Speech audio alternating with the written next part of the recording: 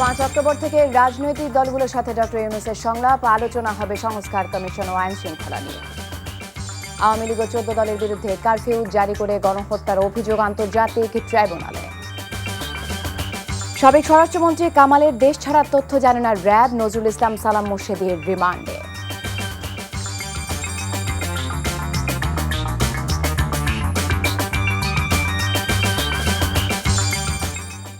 আসসালামু আলাইকুম, তাসরিমা নাহিদ আমন্ত্রণ জানাচ্ছি এনটিভির মধ্যরাতের খবরে। ক্রাউন সিমেন্ট শিরোনাম দেখছিলেন, জানাবো পুরো খবর। শনিবার থেকে দেশের প্রধান রাজনৈতিক দলগুলোর সাথে সংলাপে বসবেন প্রধান উপদেষ্টা। বুধবার সন্ধ্যায় ফরেন সার্ভিস একাডেমিতে সংবাদ সম্মেলনে এই তথ্য জানান প্রেস সচিব শফিকুল আলম। বলেন, সংলাপে রাজনৈতিক দলগুলোকে 6 সংস্কার কমিশনের কাজের অগ্রগতি সম্পর্কে অবহিত করা হবে। রিপোর্টে আরো জানাচ্ছেন হাসান জাবেদ।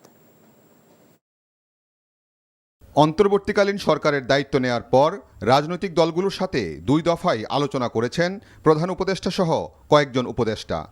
তারই ধারাবাহিকতায় শনিবার থেকে প্রধান রাজনৈতিক দলগুলোর সাথে অন্তর্বর্তী সরকারের প্রধান উপদেষ্টা ডক্টর মোহাম্মদ ইউনূস আবারও সংলাপে বসবেন। সংবাদ সম্মেলনে জানান প্রধান উপদেষ্টার প্রেস সচিব। দেশের প্রধান দলগুলোর সাথে আলোচনা হবে। তো এখানে মুখ্য বিষয় হবে সেটা হচ্ছে যে কমিশনগুলো যেটা হয়েছে, আপনারা জানেন 6টা কমিশন হয়েছে, এটার কাজের অগ্রগতি সম্পর্কে অবহিত করা হবে তাদেরকে, এবং দেশের আইন শৃঙ্খলা বিষয়েও তাদের সাথে কথা হবে এবং তাদের পরামর্শ নেওয়া হবে। অন্তর্বর্তী সরকারের নানা পদক্ষেপের সমালোচনা প্রসঙ্গে জানতে চাইলে প্রধান উপদেষ্টার প্রেস সচিব বলেন, বিপ্লবের পর যে সরকার গঠন হয়েছে তা জনগণের সরকার, তাই এই সরকারের নেয়া সিদ্ধান্ত জনগণেরই সিদ্ধান্ত। যে কোনো গভর্নমেন্টের অনেক কিছুই তো সমালোচনা হয়, এটা তো একটা ন্যাচারাল প্রসেস। এটাই তো এইভাবেই তো একটা গভর্নমেন্ট তার যে যাদেরকে রিপ্রেজেন্ট তার সাথে এঙ্গেজ হন। এটা তো এমন কিছু না, আপনি যে কোনো বিষয়ে তো একটা সমালোচনা হতেই পারে। এটা গভর্নমেন্টের ডিসিশন বা এটার কি সমালোচনা হওয়াটা কেউই তো সমালোচনার ঊর্ধ্বে না। কোন কোন দল সংলাপে আমন্ত্রণ পাচ্ছে এমন প্রশ্নে জানানো হয়, বিষয়টি নির্ভর করছে উপদেষ্টা পরিষদের উপর। শনিবারই এ বিষয়ে জানা যাবে বলেও জানান তিনি। Hasan Jabed, NTV news, Dhaka. রাজধানীর যাত্রাবাড়ী ও আদাবর থানার পৃথক 2 হত্যা মামলায় এক্সিম ব্যাংকের সাবেক চেয়ারম্যান নজরুল ইসলাম মজুমদারের 7 দিন এবং সাবেক সংসদ সদস্য আব্দুস সালাম মুর্শেদীর 2 দিনের রিমান্ড মঞ্জুর করেছে আদালত। বুধবার বিকেলে ঢাকা মেট্রোপলিটন ম্যাজিস্ট্রেট আদালতে শুনানি শেষে বিচারক এই আদেশ দেয়।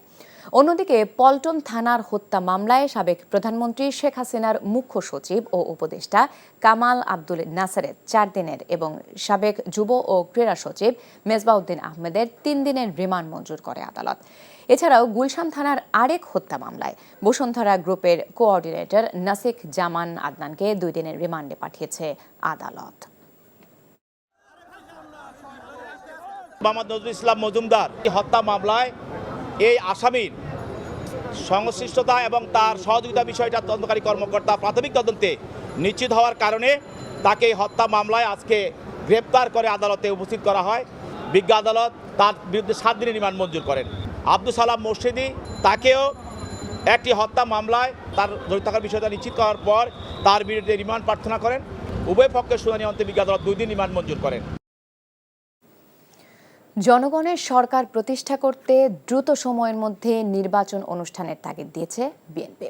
নয়াপল্টনে কেন্দ্রীয় কার্যালয়ের সংবাদ সম্মেলনে এই আহ্বান জানান বিএনপির স্থায়ী কমিটির সদস্য ডক্টর এজেডএম জাহিদ হোসেন। বর্তমান সরকারের প্রতি বিএনপির সমর্থন রয়েছে জানিয়ে তিনি বলেন, অন্তর্বর্তী সরকার যখন আলোচনায় বসতে চাইবে তাতে বিএনপি সাড়া দেবে। ডক্টর জাহিদ বলেন, দেশকে অস্থিতিশীল করতে আওয়ামী লীগের দোসররা ষড়যন্ত্র করছে, তবে এসব ষড়যন্ত্র মোকাবেলায় দেশের মানুষ প্রস্তুত রয়েছে। যারাই বিগত সময়ের আন্দোলনে নির্যাতন চালিয়েছে তাদের দেশে এনে বিচার করার তাগিদ দেন তিনি। দ্রুততম সময়ের মধ্যে জনগণের পছন্দের সরকার করার, নির্বাচন করার ক্ষমতা জনগণের হাতে দিন। আর যারা এখনো বসে আছেন তারা বিশেষ করে পিএসসিতে এই দুদুকে এবং সরকারের বিভিন্ন পোস্ট পজিশনে কমিশনের মধ্যে বসে বসে এখনো চুপচাপ আগের সরকারের ষড়যন্ত্র বাস্তবায়ন করার চেষ্টা করছেন তাদেরকে বলবো সময় থাকতে নেমে যান, পদত্যাগ করুন, তাহলে জনরোষ থেকে কেউ রেহাই পাবে না। চাকরিতে প্রবেশের বয়স বাড়াতে শিক্ষার্থীদের দাবি যৌক্তিক, তবে কত বাড়ানো হবে সেই সিদ্ধান্ত 7 দিনের মধ্যে সুপারিশ করা হবে বলে জানিয়েছেন চাকরিতে প্রবেশের যৌক্তিক সময়সীমা নির্ধারণে সরকার গঠিত কমিটির আহ্বায়ক আব্দুল মুঈদ চৌধুরী। বুধবার সকালে সচিবালয়ে শিক্ষার্থীদের সাথে বৈঠক শেষে কথা বলেন তিনি। আর চাকরিতে প্রবেশের বয়সসীমা ন্যূনতম 35 ও শর্ত সাপেক্ষে কিছু ক্ষেত্রে উন্মুক্ত করার দাবি জানানো হয়েছে শিক্ষার্থীদের পক্ষ থেকে। রিপোর্ট করছেন রোকন উদ্দিন। চাকুরিতে প্রবেশের বয়সসীমা 35 করার দাবিতে শিক্ষার্থীদের আন্দোলনের প্রেক্ষিতে সোমবার একটি কমিটি গঠন করে জনপ্রশাসন মন্ত্রণালয়। আর বুধবার সচিবালয়ে আন্দোলনরত শিক্ষার্থীদের প্রতিনিধিদের সাথে প্রায় ঘণ্টা দুয়েক বৈঠক করেন কমিটির আহ্বায়ক সহ সদস্যরা। বৈঠকে নিজেদের দাবির যৌক্তিকতা তুলে ধরা হয়েছে বলে জানান শিক্ষার্থীরা। আমাদের মূল দাবি যেটি সেটা হলো যে আন্তর্জাতিক মানদণ্ড অনুযায়ী যৌক্তিকতার সাপেক্ষে বাংলাদেশের চাকরিতে আবেদনের বয়সসীমা ন্যূনতম 35 এবং শর্ত সাপেক্ষে উন্মুক্ত। আমরা স্যারকে দাবি জানিয়েছি, স্যার এমন একটি সুন্দরভাবে সমাধানের পথ বেছে নেবেন যাতে আন্দোলন মাঠে থেকে না যায়। আর শিক্ষার্থীদের দাবি যৌক্তিক ধরে নিয়েই কমিটি কাজ করছে বলে জানান কমিটির আহ্বায়ক। বয়স বৃদ্ধি করার যৌক্তিকতা আছে, এই বিষয়ে কোনো সন্দেহ নেই। এখন কতটুকু করা যা যৌক্তিক সেটা আমরা আবার সার্বিক পরিস্থিতির আলোকে চিন্তা করব, করে ফাইনালি আমরা চূড়ান্ত করলে তখন আবার আমরা বলতে পারবো যে এটা আমরা করেছি। কেন? কারণ হলো বিভিন্ন কারণে, ইউনিভার্সিটির সেশন জট, কোভিড, এই সমস্ত কারণে অনেক ছাত্রছাত্রী একটা সেগমেন্ট এরা এফেক্টেড হয়েছে খুব সিভিয়ারলি। কাজেই তাদেরকে এটা রিলিফ দেওয়া দরকার। আর সার্বিক পরিস্থিতিতে পৃথিবীতে, আমেরিকায় তো কোনো বয়সই নেই চাকরি প্রবেশের, অন্যান্য জায়গায় পার্শ্ববর্তী দেশগুলোতে, অন্যান্য দেশে বয়স এমনিতেই বেশি আছে। 7 দিনের মধ্যে কমিটির প্রতিবেদন প্রকাশের পর তাদের পরবর্তী অবস্থান তুলে ধরা হবে বলে জানিয়েছেন আন্দোলনরত শিক্ষার্থীরা। Rokon Uddin, NTV news, Dhaka. Malaysia অনুষ্ঠিত হলো সিরাত সন্ধ্যা। এনটিভি দর্শক ফোরামের উদ্যোগে আয়োজিত অনুষ্ঠানে প্রধান আলোচক ছিলেন জনপ্রিয় ইসলামী চিন্তাবিদ ডক্টর মেজানুর রহমান আজাহারি। সিরাত সন্ধ্যায় উপস্থিত হন অসংখ্য মালয়েশিয়া প্রবাসী। স্টাফ করেসপন্ডেন্ট কায়সার হামিদ হান্নানের পাঠানো রিপোর্ট। এনটিভি দর্শক ফোরাম মালয়েশিয়ার উদ্যোগে মহানবী হজরত মোহাম্মদ সাল্লাল্লাহু আলাইহি ওয়াসাল্লামের জীবনী নিয়ে কুয়ালালামপুরে অনুষ্ঠিত হলো এনটিভি সিরাত সন্ধ্যা।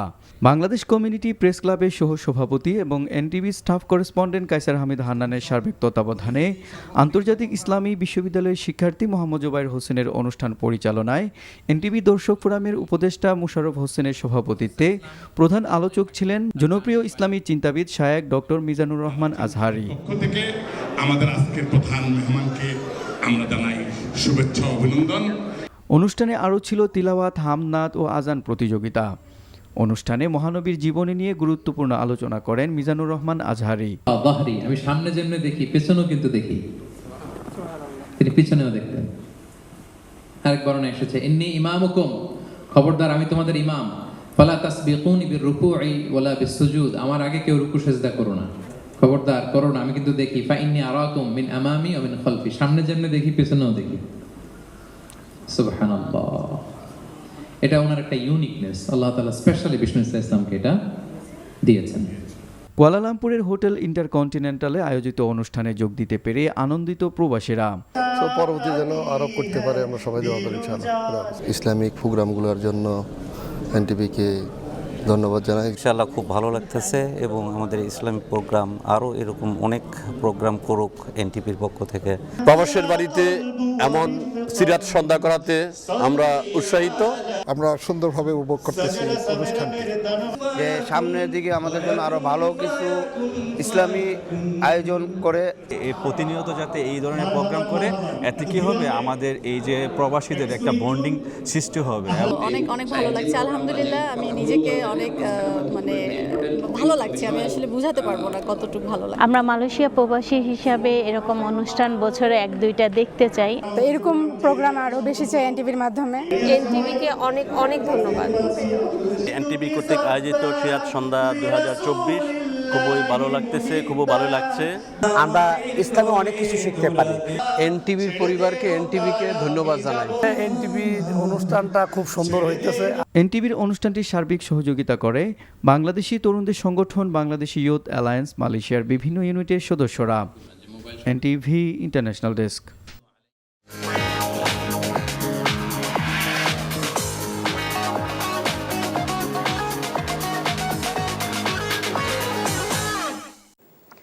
নগদ নিবেদিত অর্থনীতির খবর। এলপিজির দাম 12 কেজিতে 35 টাকা বাড়িয়েছে এনার্জি রেগুলেটরি কমিশন বিএআরসি। ঘোষিত নতুন দর বুধবার সন্ধ্যা 6টা থেকে কার্যকর হয়েছে। বিএআরসি কার্যালয়ের সংবাদ সম্মেলনে সংস্থাটির চেয়ারম্যান জালাল আহমেদ জানান, বিভিন্ন দেশ থেকে আমদানিকৃত এলপিজি তৈরির মূল উপাদান প্রোপেন ও বিউটেনের মূল্য প্রকাশ করে সৌদি আরবের প্রতিষ্ঠান আরামকো। সেই অনুযায়ী দেশে এলপিজির দাম সমন্বয় করে বিইআরসি। এর আগে জুলাই, আগস্ট ও সেপ্টেম্বরে মূল্য সমন্বয় করতে 3 দফায় বাড়ে দাম। অক্টোবরের জন্য প্রতি 12 কেজির সিলিন্ডারের দর নির্ধারণ করা হয়েছে 1456 টাকা। এছাড়া গাড়িতে ব্যবহৃত এলপিজি অটো গ্যাসের দাম প্রতি লিটার 65 টাকা 26 পয়সা থেকে বেড়ে দাঁড়িয়েছে 66 টাকা 84 পয়সা।